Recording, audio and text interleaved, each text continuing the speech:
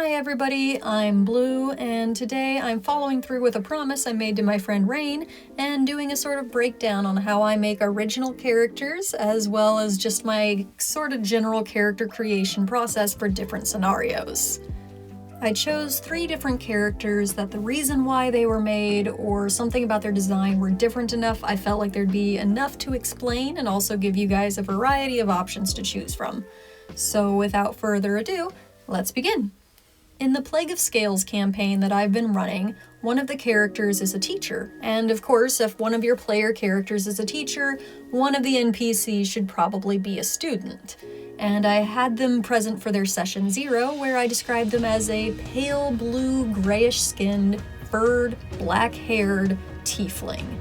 Which I figured that was all that was going to be needed. I knew they were going to come back though, so I decided it would probably be a good idea to make a token. However, once I sat down to make this token, I realized that I'd kind of described a tiefling that I already made. And I couldn't do that twice because that player is in the other campaign as well. So here's the tiefling that I had drawn previously. His name is Oakley. Ignore the elf, but I just didn't want to separate them. And here is Tasha in her standard token before I did any sort of editing or tweaking, or without intentions of making her a major NPC. But of course, players do what players do, and Tasha was abducted into the campaign proper and needed not a school uniform to be running around in. So let's design an outfit for Tasha. And with that, we're also going to be drawing her full body for the very first time. I knew she had hooves, and I kind of drew the tail a little bit in the token. But something to really separate her from Oakley was I wanted to give her more composed hair, a little bit cleaner, and this dynamic fluff along the chest and cheeks.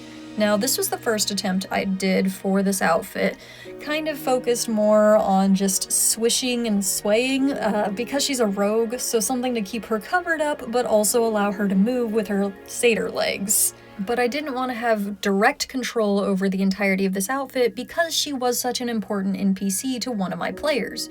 So of course I came up with a few options and ended up sharing 2 with that player.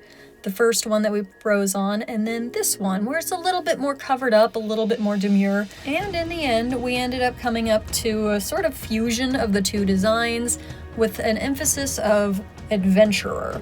We wanted her to feel like she was ready to set out on her own journey, even if she is a tiny little anxiety being who is not quite ready to face the world yet. The player had insisted upon the idea that she had to have a corset, largely because that player loves a good corset, but it does add to the adventure feel, which is really what we were kind of going for here. We wanted her to feel like she was getting ready to take the first steps of her journey, and that was the main emphasis of the design. But because she is so resistant, so hesitant, so unsure, I went ahead and gave her buckles in as many places as I could do without turning her into a Kingdom Hearts character. With the main idea for that being, she keeps herself real tight, so shins herself up until she's too tight and too small for anybody else to see, and hide away until the danger passes. And so yeah, the ideas for her was that she had to be a sort of socially withdrawn student who was opening up with the help of her teacher, needed to be ready for an adventure, but kind of obvious this is her first rodeo. And so we've got general swords and weapons in places that are clearly visible, and a large cape to hide within like a blanket. The next character I'm going to show you is part of a roll the dice and see what you end up with sort of character design challenge. I originally saw this on a video by the Starfish Face, and if I can find that video again, I'll link it in the description below. But this is what I ended up rolling. Species was gnome, gender was male, class was monk, acolyte, I'm gonna be honest, I don't remember what that is. I think it's a D&D thing that Pathfinder doesn't do, and my main color was going to be green. And now all I had to do was just take these things and smash them together, so let's see what happened. Now, whether it was lucky or unlucky that I got monk when I've been playing and designing a character for that for years, I'm not sure. But I decided to take some time and focus on the color green and really try to emphasize what that means. And after looking into green chakra, that's the one that's of the core, that's about health and well-being, and I found a complementary stone to that, which was also green, called aventurine, which I'm gonna admit I probably just butchered saying. But okay, we've got chest and heart as the sole components of this, and with monks, you want to do a contrast between tight-fitting clothes and loose-fitting so that they're capable of doing the moves they do. And so that's sort of the main emphasis on how I designed the clothes themselves. Was I wanted baggy pants because speed, and then tight-fitting tops so that it doesn't interfere with the punches. Now, something that I like about the Pathfinder gnomes is that they all have ridiculous anime hair, and so I looked at a couple of different inspirations before finally settling on that particular style, which I feel is delightfully contrasted by the fact that I wanted this guy to be a lot older than what I normally draw a character as. Somebody who's been through it and seen it all and has withered the ages and is now standing tall and strong, content in his wisdom and what he has learned. Which was particularly fun because I went into this with nothing more than those simple guidelines at the beginning. Gnome, male, monk, acolyte, and the color green. And yet, as I'm drawing this character, I'm getting more and more of an idea of who they are as a human being, who they would be as a character in a story.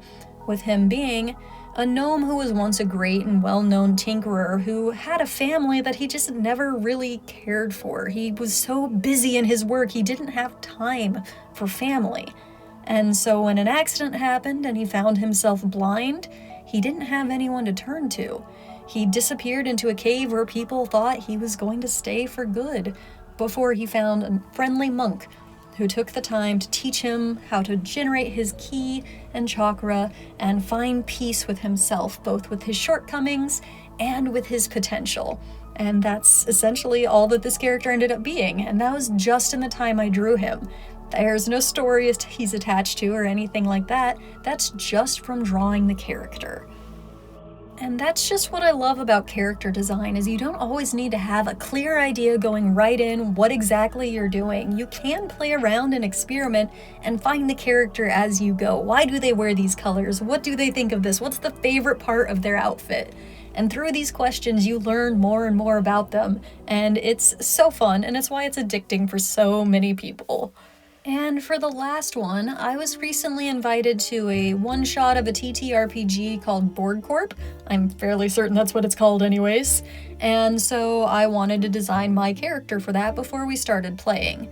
And with that one, you kind of roll these random character traits, and the one that I was most excited by was one that involves, if you get punched in the face, you make people sad. And I kinda loved that and just wanted to carry that as the main theme for the character. And so let's take a look at the art from this game, and we'll use that. Oh my gosh, I hate that. Oh, there's something deeply unsettling about it, which I know is the point, but I don't like that. And admittedly, I kind of want to make a cutesy character that you're sad to punch. So let's go something still a little macabre, but a little less that. And kind of settle on something somewhere kind of in the Tim Burton style. Which I gotta say, guys, if you have a style that you really like and that you used to draw in a long time ago, take the time to bust it back out, because my goodness, drawing her was an absolute blast. The design felt really natural and came to me really easily. And really, the guiding principle for this was that it's a macabre, awful workplace environment that's kind of a little bit on the demonic side, so I wanted to keep all the clothes very angular with sharp and rigid shapes as often as I could get them. And just for some fun iconography, I added a fly hair clip and a centipede necktie as just a little reference to the demonic nature, as well as making sure to make the glasses a little bit too big and crooked. I think this makes her so cute. I realized that I kind of have a shortage of female OCs, and I look at her and I'm so excited. She's so cute and pretty much everything I wanted her to be. And there we have it. There's the general thought processes behind 3 different designs and where they all might be TTRPG related. Wait a second! What do you mean I just so happened to choose 3 characters who are doing the same thing with their hands? I'm kind of frustrated. I didn't realize that until now. And honestly, word of advice, if you have a character that you're wanting to draw multiple times, don't do this. Don't put their hands directly in front of a major aspect of their design, because it covers it up. Luckily for all three of these, they were kind of going to be a one and done, but wow, I did not notice that until now.